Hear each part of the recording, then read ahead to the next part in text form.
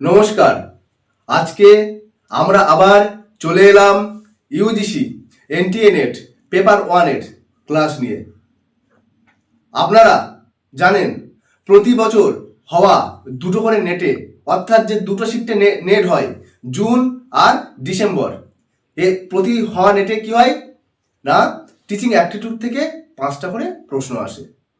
প্রশ্নগুলো বেশিরভাগ কি হয় না, কনসেপচুয়াল প্রশ্ন হয়। তাই যদি আপনারা এই কনসেপ্টগুলো সম্পর্কে ক্লিয়ার বা স্পষ্ট ধারণা না রাখেন, তবে খুব সম্ভবত জয় মা কালী করে আপনারা উত্তর দিয়ে আসবেন এবং খুব পসিবিলিটি থাকবে কি না, ভুলভ্রান্তি থাকার বা ভুলভ্রান্তি হওয়ার, অর্থাৎ যে উত্তরগুলো হবে বা অ্যান্সারগুলো হবে সেগুলো ভুলই হবে। আজকে আমরা যে টপিকটা পড়ব, আপনারা যদি আমার সঙ্গে এই ভিডিওটা পুরোটাই দেখেন, খুব সম্ভবত যে কনসেপচুয়াল প্রশ্নগুলো জিজ্ঞেস করা হয়, বিশেষ করে লার্নার সেন্ট্রিক, টিচার সেন্ট্রিক এবং এনভায়রনমেন্ট বা মেথড থেকে, অবশ্যই আপনারা ঠিক করে আসতে পারবেন এবং খুব সম্ভবত একটা প্রশ্ন এখান থেকে অবশ্যই কমন পাবেন। দেখা যাক আমরা আজকে পড়ব কি না, টিচিং অ্যাপটিটিউডের একটা গুরুত্বপূর্ণ sub point, basic requirements of teaching. দেখা যাক কি বলছে, কি না, বেসিক রিকোয়ারমেন্টস অফ টিচিং। অর্থাৎ বেসিক মানে কি আমরা জানি মূল বা ভিত্তি, রিকোয়ারমেন্টস মানে কি না, রিকোয়ারমেন্টস মানে হচ্ছে প্রয়োজনীয় আর কি, বা প্রয়োজনীয়তা অফ টিচিং মানে পঠনের। অর্থাৎ কি দাঁড়ালো, পাঠ দান করতে যে মূল যে বিষয়গুলো থাকে সেইগুলো আর কি আমরা আলোচনা করব। এই যে মূল প্রয়োজনীয় বিষয় কটা না, 3টে। কি কি না, 1 নম্বর রয়েছে কি, টিচার সেন্ট্রিক রিকোয়ারমেন্টস। অর্থাৎ যে প্রয়োজনীয় বিষয়গুলো থাকে বা যে প্রয়োজনীয়তাগুলো থাকে আর কি, সেখানে কি মূল হচ্ছে টিচার সেন্ট্রিক, যেখানে কি মূল বলে থাকে কি না, টিচারকে কেন্দ্র করে বা শিক্ষককে কেন্দ্র করে যে প্রয়োজনীয় বিষয়গুলো রয়েছে তাকে বলছে টিচার সেন্ট্রিক রিকোয়ারমেন্টস। 2 নম্বর কি বলছে না, লার্নার সেন্ট্রিক রিকোয়ারমেন্টস।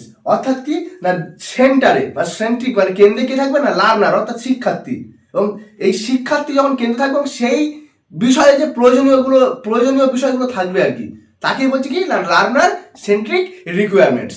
3 নম্বর পয়েন্ট কি বলছে না, এনভায়রনমেন্ট অ্যান্ড মেথডস। অর্থাৎ কি, আমি যখন ক্লাসরুম কমিউনিকেশন পড়াবো তখন অবশ্যই এনভায়রনমেন্ট বিষয়টা আসবে, মেথডস মানে একজন টিচার বা শিক্ষক কি মেথড বা কি পদ্ধতিতে পড়াচ্ছে সেটাও আসবে। তাই কি না, 3 নম্বর আমরা পয়েন্ট, এই যে বেসিক রিকোয়ারমেন্টস অফ টিচিং এর 3 নম্বর পয়েন্ট কি দেখে নেবো না, এনভায়রনমেন্ট অ্যান্ড মেথড, অর্থাৎ পরিবেশ ও পদ্ধতি। এবার আসি কি না, বেসিক রিকোয়ারমেন্টস অফ টিচিং এর 2য় নম্বর পার্ট। এই 2য় নম্বর পার্ট কি না, লার্নার সেন্ট্রিক রিকোয়ারমেন্টস। এই লার্নার সেন্ট্রিক রিকোয়ারমেন্টস এ কি আছে না, মোট 4টে পিলার আছে। এই 4টে পিলার গুলো কি কি, তো আমরা তার আগে একটু বুঝে নেবো সংক্ষিপ্ত করে আর কি। লার্নার সেন্ট্রিক অর্থাৎ কি, আমি আগেও বলেছি আর কি, লার্নার সেন্ট্রিক বলতে যার কেন্দ্রে কি থাকবে, লার্নার থাকবে, শিক্ষার্থী থাকবে, সেই রিকোয়ারমেন্ট যাতে সেই প্রয়োজনীয় বিষয়গুলো আর কি। তার এই প্রয়োজনীয় মানে এই বিষয়ের প্রথম পিলার হচ্ছে কি না, লার্নার ওয়েলবিং। অর্থাৎ কি, যে শিক্ষার্থী থাকবে তার ভালো চাওয়া, তার ভালোটাই চাওয়া হচ্ছে কি না, লার্নার সেন্ট্রিক রিকোয়ারমেন্টের প্রথম পিলার বা প্রথম ভিত্তি। 2য় পিলার কি না, লার্নার এনগেজমেন্ট। অর্থাৎ কি, যে শিক্ষার্থী যে কারিকুলাম বা পাঠ্যক্রম আছে এবং যে ইয়ারের শেষে যে পরীক্ষা হয় বা সেমিস্টার ধরে নিন, সেই প্রসেসের মধ্যে দিয়ে কিনা সে এনগেজ রয়েছে কিনা, সেইখান থেকে সে যুক্ত রয়েছে কিনা। 3য় পিলার কি বলছে না, ফেয়ার অ্যাসেসমেন্ট। অর্থাৎ বছরের শেষে হোক বা ষান্মাসিক হোক, অর্থাৎ 6 মাসের শেষে হোক, যে সেমিস্টারগুলো হয় সেখানে কি হচ্ছে না, সেখানে ফেয়ার অ্যাসেসমেন্ট, অর্থাৎ ন্যায্য পরিমাপ বা ন্যায্য মূল্যায়নটা হচ্ছে কিনা, অর্থাৎ যে পরীক্ষাটা নেওয়া হয় সেটা সঠিক বা যথাযথ হচ্ছে কিনা সেদিকে খেয়াল রাখা, সেটাও কিন্তু লার্নার সেন্ট্রিক রিকোয়ারমেন্টের অন্যতম পিলার। 4র্থ নম্বর পিলার কি বলছে না, ইন্ডিপেন্ডেন্স। এইটা কিন্তু সবচেয়ে গুরুত্বপূর্ণ, আমি ব্যাখ্যায় আসবো। কিন্তু ইন্ডিপেন্ডেন্স মানে কি, এখানে কি, যে লার্নার বা সে যে শিক্ষার্থী তার যে লার্নিং প্রসেস, সেই প্রসেসের মধ্যে সে ইন্ডিপেন্ডেন্স হচ্ছে কিনা, অর্থাৎ কি সে যেটা শিখছে সেই শেখাটা কি সে গ্রো করছে কিনা, আর নিয়মিত চালিয়ে যেতে পারছে কিনা, এবং সেখান থেকে সে কি নতুন নতুন জিনিস অ্যাড বা যুক্ত করতে পারছে কিনা আর কি। এবার আসি কি না, 2য় নম্বর পয়েন্ট কি না, লার্নার সেন্ট্রিক রিকোয়ারমেন্টের যে সাব পয়েন্টগুলো আছে সেই সাব পয়েন্টগুলোতে, এই লার্নার সেন্ট্রিক রিকোয়ারমেন্টের প্রথম সাব পয়েন্ট কি না, লার্নার এনগেজমেন্ট। অর্থাৎ কি না, লার্নারকে এনগেজ করে রাখা কি না, কারিকুলাম বা পাঠ্যক্রম এবং ক্লাসরুম কমিউনিকেশনের মধ্যে দিয়ে। কি বলছে না, প্রথমে কি এটাকে ব্যাখ্যায় আসা যাক কি, লার্নার্স ইন্টারেস্ট, অর্থাৎ কি না লার্নার যে এনগেজমেন্টের মধ্যে কি দেখতে হয় না লার্নার ইন্টারেস্ট, অর্থাৎ একজন শিক্ষার্থীর কোন বিষয়ে ইন্টারেস্ট রয়েছে, কোন সাবজেক্টে, কেউ অঙ্ক ভালোবাসে তো কেউ ইতিহাস ভালোবাসে তো কেউ জিওগ্রাফি ভালোবাসে, ইন্টারেস্টটা দেখতে হয়। তারপরের পয়েন্ট কি বলছে না অ্যাটেনশন, অর্থাৎ তার মনোযোগ, তার অ্যাটেনশন লেভেলটা কেমন আর কি, সে কতটা কোনো বিষয়ে সে কতটা মনোযোগের সঙ্গে সেই বিষয়টা পড়াশোনা করতে পারছে। তারপরে কি বলছে না অ্যাটিটিউড টুয়ার্ডস লার্নিং, অর্থাৎ তার আচরণ ভঙ্গি কেমন টুয়ার্ড লার্নিং, অর্থাৎ শেখার যে প্রক্রিয়া রয়েছে বা সে কেমন আচরণ করছে আর কি, সেই এইগুলো কে দেখবে না একজন টিচার দেখবে। এরপর কি বলছে গুরুত্বপূর্ণ বিষয় একটু দেখুন কি বলছে না অলসো স্মার্ট টিচিং আর রিকোয়ারমেন্টস, অর্থাৎ কি এগুলো তো রয়েছে, এর সাথে কি থাকবে না স্মার্ট টিচিং, অর্থাৎ লার্নারের ইন্টারেস্ট থাকবে, তার অ্যাটিটিউড নিয়ে প্রশ্ন থাকতে পারে এবং তার কি না অ্যাটেনশন নিয়েও দৃষ্টিভঙ্গি থাকবে, কিন্তু তার থেকেও সবচেয়ে বড় জিনিস কি না কি না স্মার্ট টিচিং আর রিকোয়ারমেন্টস, অর্থাৎ স্মার্ট টিচিং এখন স্মার্ট যে পঠন পদ্ধতি সেটা কি না প্রয়োজনীয় এবং সেটা মূল আর কি।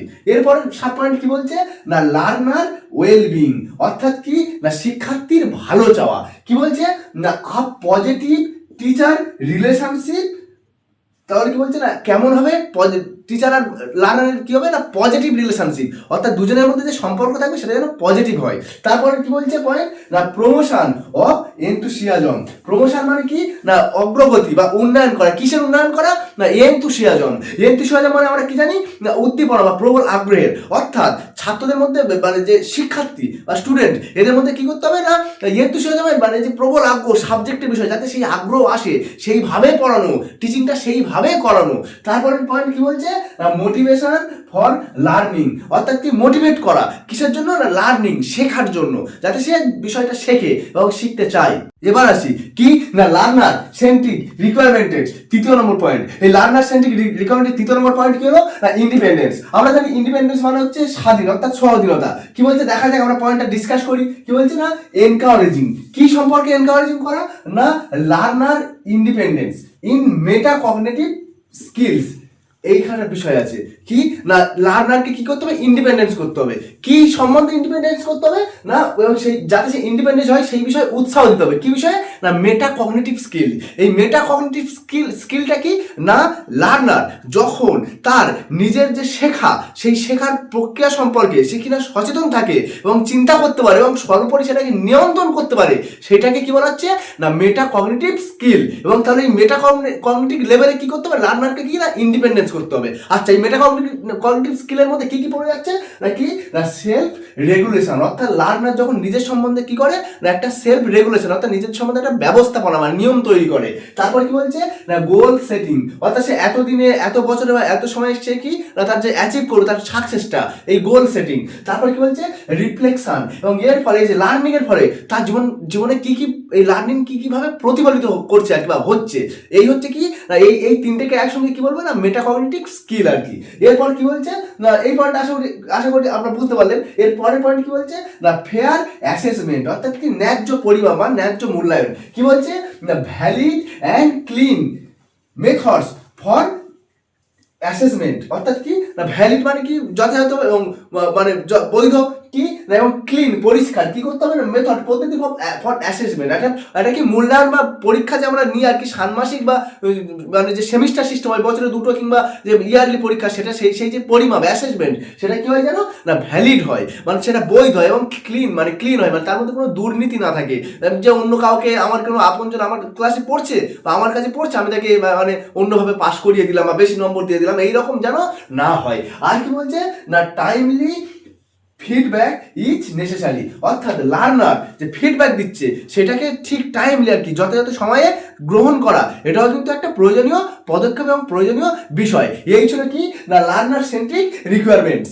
আর যদি আপনাদের এই ক্লাস ভালো লাগে তাহলে কি করবেন না সাবস্ক্রাইব করবেন, শেয়ার করবেন, লাইক করবেন আর অবশ্যই চ্যানেলটি কমেন্ট করে জানাবেন আপনাদের কি কি লাগবে ভিডিও, তাহলে কি করব না আমরা পরে আমাদের চ্যানেলের মধ্যে দিয়ে সেই ভিডিও আপলোড করব। নমস্কার।